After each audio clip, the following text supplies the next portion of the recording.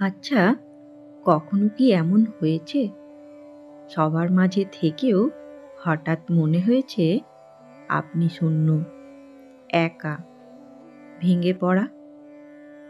যে মানুষটিকে আপনি হারিয়েছেন তার অনুপস্থিতি যেন প্রতিদিন নতুন করে বুকের ভেতর ব্যথা জাগিয়ে তোলে। কিন্তু আশ্চর্যের একটি কথা, প্রিয়জনকে হারানোর এই অসহনীয় যন্ত্রণা সম্পর্কে ঠাকুর, মা শারদা ও স্বামীজি বারবার এক গভীর সত্য বলেছেন। এক সত্য যা আপনার দুঃখকে মুছবে না, কিন্তু দুঃখের অর্থকে বদলে দেবে। আজ আমরা তাই বুঝব। ঠাকুরের প্রথম আশ্বাস, সব তার ইচ্ছা। শ্রী শ্রী ঠাকুর রামকৃষ্ণদেব বলেছেন, যা কিছু করি সব তোমারই ইচ্ছা, একটুও আমার নাই।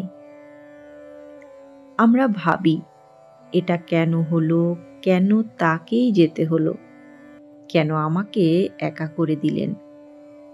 কিন্তু ঠাকুর বলেছেন, মানুষ ভাবে সে ঠিক করেছে, কিন্তু শেষ পর্যন্ত সব ঘটে ঈশ্বরের ইচ্ছায়।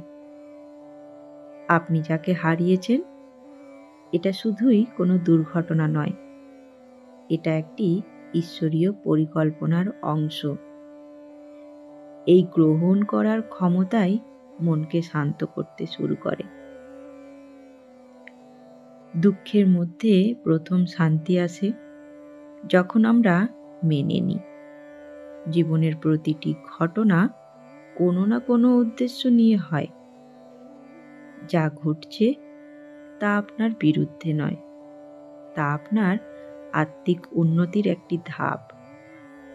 এবার আমরা শুনব শ্রী শ্রী মা শারদার স্নেহের শিক্ষা। যাকে হারিয়েছি সে কারুর ছিল? শ্রী শ্রী মা শারদা দেবী বলেছিলেন, যাকে তুমি হারিয়েছ সে কি তোমার? সবই তো তার। তিনি যাকে রাখেন তিনিই রাখেন, যাকে নেন তিনিই নেন। শ্রীমা জীবনের কঠিন প্রশ্নগুলিকে অদ্ভুত সহজভাবে উত্তর দিতেন। আমরা যাকে আমার মানুষ বলি সে আসলে কখনো আমার ছিলই না। সবাই তার, আমরা কেবল অতিথি, একটু সময়ের জন্য একসাথে। এই ভাবনা মনকে হঠাৎ থামিয়ে দেয়। দুঃখ থাকে, কিন্তু দুঃখের দংশন কমে যায়। মা বাস্তব সত্য বলেছেন, কেউ কারো নয়, সবাই ঈশ্বরের কাছে যায় ঠিক সময়ে। এবার আমরা জানব দুঃখের উদ্দেশ্য স্বামীজির বাণীতে। স্বামীজি বলেছিলেন, সরো is the greatest teacher. Swamiji কখনো দুঃখকে অভিশাপ বলেননি। তিনি বলেছেন, দুঃখই মানুষের জীবন পাল্টে দেয়। যে মানুষ প্রিয়জন হারানোর ব্যথা অনুভব করে সে আর আগের মতো থাকে না।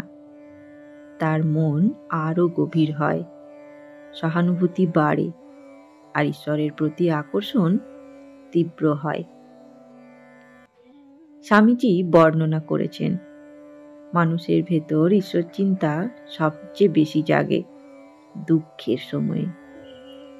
তাই দুঃখ আপনার শত্রু নয়, দুঃখ আপনার জাগরণ। এবার আসি শ্রী শ্রী মা শারদার অসীম মায়া। কান্না পাপ নয়। শ্রী শ্রী মা বলেছেন, কান্না পাপ নয়, কাঁদলে মন হালকা হয়। আপনি যদি রাতে একা কাঁদেন, যদি বারবার মনে পড়ে, যদি ব্যথা তীব্র হয়ে ওঠে, শ্রী শ্রী মা শারদা দেবী বলেন, এটাই স্বাভাবিক, এটাই মানুষ হওয়ার প্রমাণ। কাউকে হারিয়ে কান্না করা দুর্বলতা নয়, এটা ভালোবাসার শক্তি। ব্যথা বের হয়েই শান্তি আসে। এবার ঠাকুরের বাণী। তুমি কখনো একা নও। শ্রী শ্রী ঠাকুর রামকৃষ্ণদেব বলেছেন, যে সবসময় তার কথা ভাবে তিনি তাকে কখনো একা ফেলে রাখেন না। আপনি মনে করেন একা আছেন, কিন্তু ঠাকুরের মতে ঈশ্বর কখনো কাউকে একা রাখেন না। আপনি যাকে হারিয়েছেন তিনি আপনাকে ছেড়ে যাননি, তিনি শুধু এক ঘর থেকে অন্য ঘর গেছেন, এবং ঈশ্বরও আছেন আপনার হৃদয়ের ভেতর। এবার শ্রীমার আত্মিক সত্য, মৃত বলে কেউ নেই। শ্রী শ্রী মা সারদা দেবী বলেছেন, মৃত বলে কিছু নেই, তারা অন্য জগতে আছে, কিন্তু থাকে আমাদের কাছেই। আপনি যাকে হারিয়েছেন তিনি আছেন, আপনার প্রতিটি কান্নার শব্দ তিনি শুনছেন, আপনার প্রতিটি প্রার্থনা তিনি অনুভব করছেন। তিনি শুধু শরীরে নেই, কিন্তু আত্মায় আছেন, স্মৃতিতে আছেন, আপনার নিঃশ্বাসে আছেন। শরীর ভেঙে যায়, কিন্তু সম্পর্ক ভাঙে না। মানুষ চলে যায়, কিন্তু ভালোবাসা থাকে।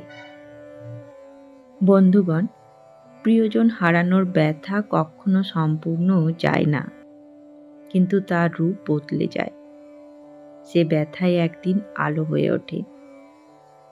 শ্রী শ্রী ঠাকুরের বাণী, মা সারদার স্নেহ, স্বামীজির শক্তি, এই তিন মিলেই আপনার দুঃখকে শক্তিতে পরিণত করবে।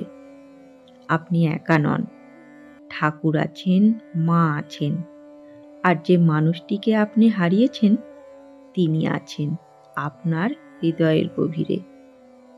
আচ্ছা, আপনাকে একটা প্রশ্ন করি, আপনি যাকে হারিয়েছেন তার কোন স্মৃতি আপনাকে আজও শক্তি দেয়? ঠাকুরমার কোন বাণী আপনাকে সবচেয়ে শান্তি দিয়েছে? যদি পারেন কমেন্টে জানান, আমি অপেক্ষায় থাকব।